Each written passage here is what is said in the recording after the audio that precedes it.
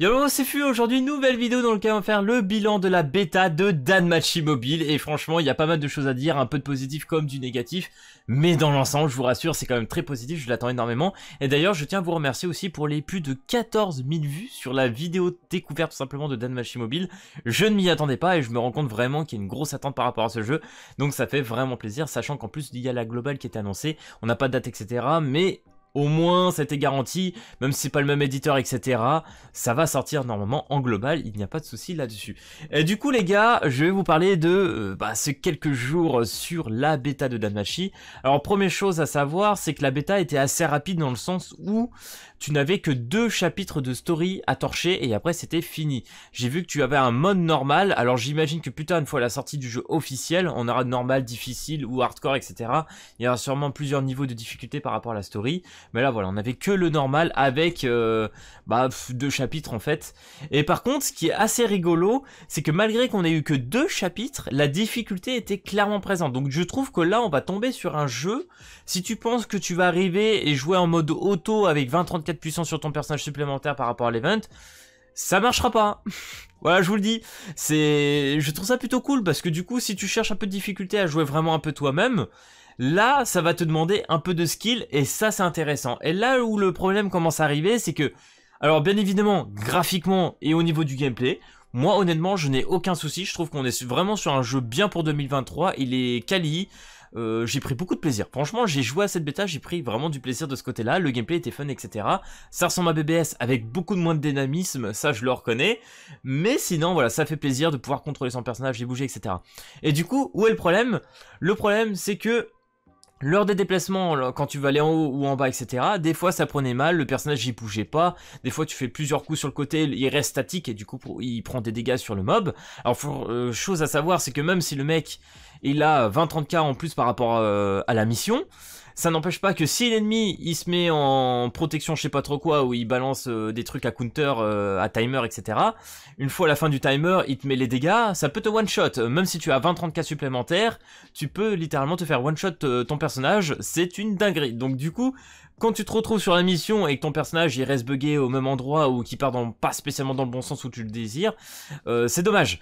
Et du coup j'ai été voir bien évidemment sur le Discord officiel du jeu, je n'étais pas le seul, même les japonais, etc. Parce que moi je me suis dit, bon allez, peut-être parce que vu que je joue sur émulateur ça prend pas bien en compte, c'est un peu bugué, etc. Peut-être que sur mon phone ça aurait bien marché, ce n'était pas le cas. Alors bien évidemment, ça marchait quand même bien, c'était pas tout le temps, mais c'est une chose à corriger pour la sortie du jeu et j'espère qu'ils vont le faire et du coup, avec ça devrait commencer à être plutôt intéressant. Chose suivante, c'est que j'aurais voulu faire une vidéo sur le Battle Royale parce que le Battle Royale a été disponible sur la bêta. Ceci étant, l'avant-dernier jour, j'ai essayé de lancer, voilà, j'avais un petit peu torché les events, etc. Hein, mais voilà, j'ai essayé de lancer une partie.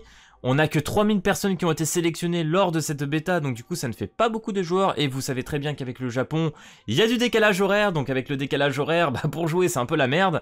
Moi je devais jouer sûrement en après-midi quand je rentrais du boulot, hein, parce que bien évidemment, voilà, on travaille tous la journée, on a des occupations, etc. Donc du coup on n'est pas forcément présent la journée.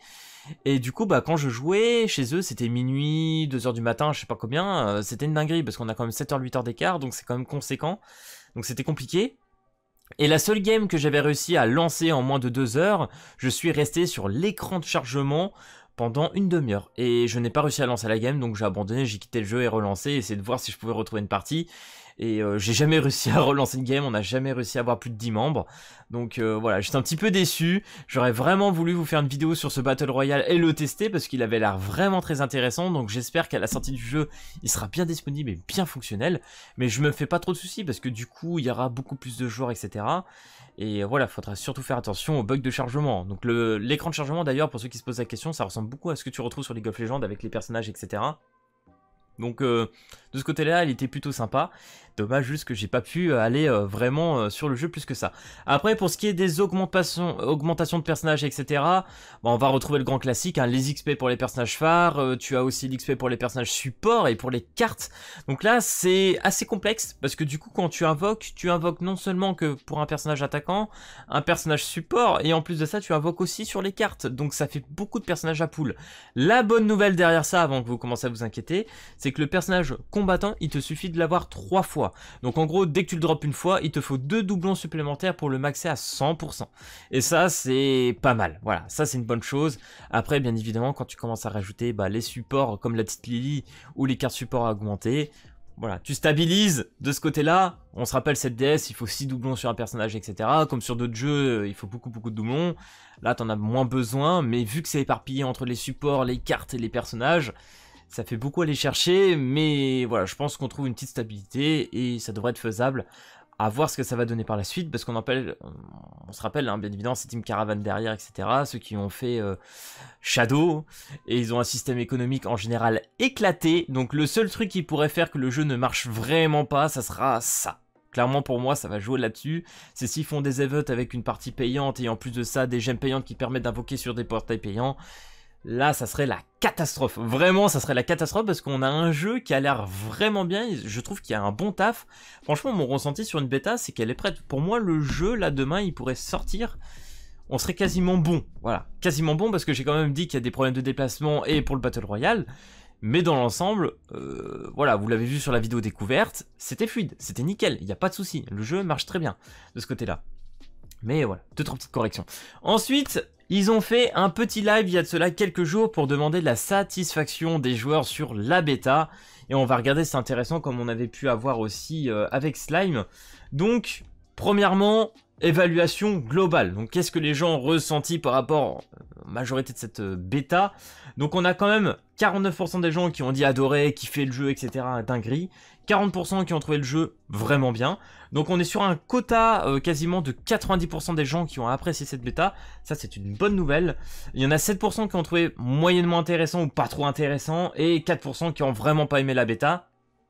Et je le comprends dans un sens où, effectivement, si le Battle Royale était compliqué à lancer, ou des gens comme moi qui n'ont pas réussi à faire une seule partie de Battle Royale, c'est la merde.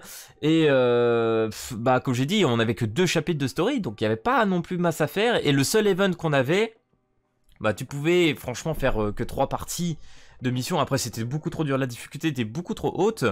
Et les ressources n'étaient pas suffisantes pour monter un personnage level max. Donc ça c'était une chose assez dommage. Et pour refinir vite fait au Battle Royale, parce que je sais plus si je l'ai dit, mais en gros j'avais joué l'avant-dernière journée. Donc j'avais pas réussi à lancer, et le dernier jour je me suis dit, allez, pas grave, je fais ma vidéo le lendemain, on verra si ça passe ou pas. Et le lendemain, impossible de lancer de Battle Royale, on avait un petit message qui disait tout simplement que ça ne marchait pas, etc. pour le dernier jour. Voilà, je suis déçu, de ce côté-là pour le Battle Royale, déçu. Et je ne suis pas le seul parce que voilà, j'ai été vérifié sur le Discord, et voilà, les japonais c'était pareil, on pouvait pas jouer sur le dernier jour. Dommage, j'ai loupé une vidéo supplémentaire là-dessus, mais bon. Donc voilà, pour l'évaluation globale, on finit quand même sur un bon constat de 90% de gens qui ont apprécié. Et c'est pas négligeable, c'est quand même vraiment pas mal. Et du coup, la question numéro 2, c'est est-ce que les gens comptent jouer? Est-ce que vous comptez jouer à la sortie du jeu officiel, etc. Donc là, on a quand même un bon taux de 64% des gens qui ont dit direct, voilà, c'est installé, ça lance direct, il n'y a pas de souci là-dessus. 27% de gens... pareil, hein, j'aime tellement ce jeu, etc. Donc c'est 27% de gens qui vont jouer. Donc on se retrouve quasiment, aller sur du 85-90% de gens aussi qui vont l'installer dès la sortie. Il n'y a pas de doute là-dessus. Il y a 6% de gens qui ne sont moyennement chauds, je ne veux pas jouer beaucoup, donc ils vont peut-être le retester une fois la sortie officielle, mais qui ne comptent pas forcément s'investir plus que ça. Et tu n'as vraiment que 3,7% des gens qui disent, bon voilà, 3,6, pas trop chaud. Donc là-dessus, franchement, ça va, c'est cool. J'ai pas grand chose à dire. C'est bien, on est sur un bon constat, les gens ont plutôt bien apprécié, donc là-dessus c'est cool. Et dernier questionnaire qui était passé, voilà, je l'ai gardé parce que l'autre était moyennement intéressant.